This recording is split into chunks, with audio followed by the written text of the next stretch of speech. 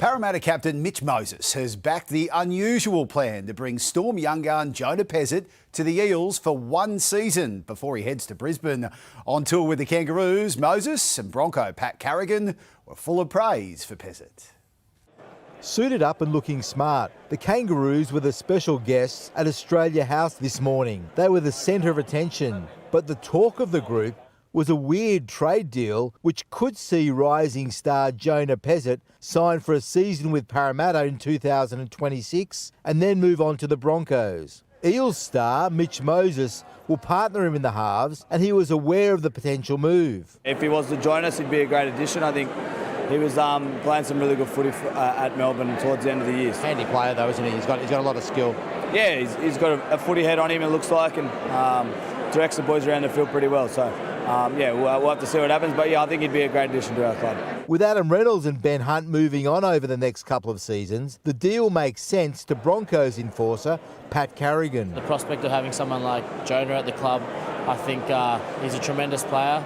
He's been in a great system, and watching him learn off guys like Cam Munster and Jerome Hughes, it speaks for itself. So I think there might be a bit in the works, and he's going to have 12 months under Mitch Moses as well. But I know we're getting a quality player there, and it adds a lot of depth to our roster. When you speak to the guys about him, I'm sure you have, what do they say? Loves to play footy.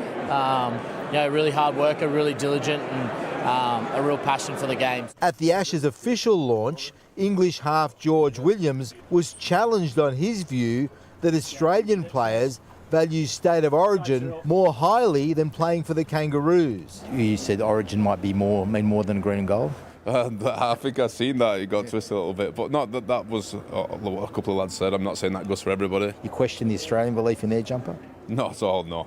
Not at all. Like I said, they have that title of being the best. They can also have that little bit of arrogance if they want, because they've beaten us for numerous years so many times. There was one noticeable absentee from today's media opportunity here at Wembley. The game's biggest star at the moment, Reece Walsh. The Australian team have decided to lessen his public load so he can concentrate fully on Saturday's Test match. In London, Danny Weidler, 9 News.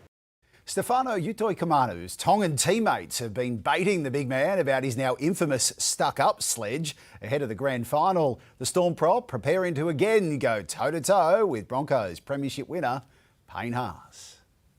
A new face in Tonga camp, and Stefano Utoikamanu has already made a big impression. What stands out is the size. 2 years after representing Samoa, Stefano will square off against some of his old teammates on Sunday, his new comrades reminding the Storm enforcer of when he labelled the Broncos stuck up. We've been making fun of him every now and then while in camp, but Stefano doesn't need any more motivation going into this weekend. He's a bit unlucky in the grand final, and a lot of stuff has been said there, but I'm sure Stefano will learn from that. Samoan players were given a rock star's welcome when they hit the stage in Brisbane.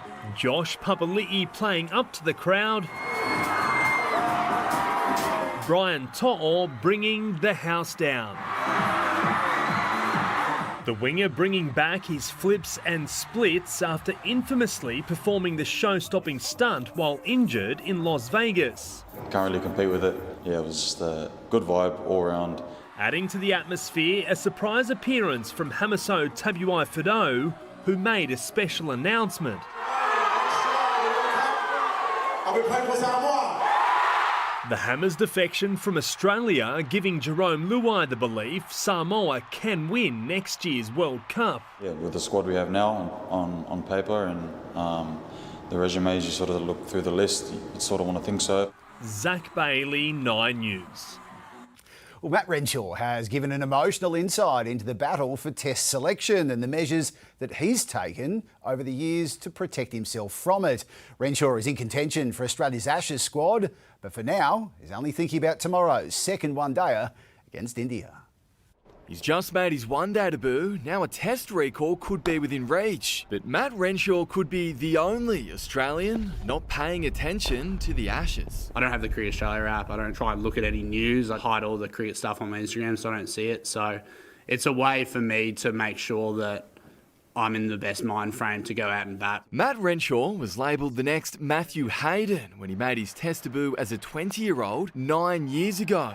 He was out of the side the following summer. There's been times in my career where I'd come off after a Shield game and you're looking at the scorecard, you're looking at different names, seeing how they went. They scored 100 and you scored a duck, and you go, damn it, I'm further back now. I think the mentality when you're young is that's how you view yourself as a person, whereas now I go home and I've got to change nappies, I've got to put kids to bed. You don't really have time to look out and go, oh, this is what I need to do. Renshaw hit the winning runs in Sunday's opening ODI. Whatever happens from here, he's happy. If I told 12-year-old Matt that I was in a room full of 30 journalists, he wouldn't believe you. Australia's women's team is facing its worst fear at the World Cup. Elisa Healy straining her calf, ruled out of tonight's clash with the tournament's only other undefeated side, England.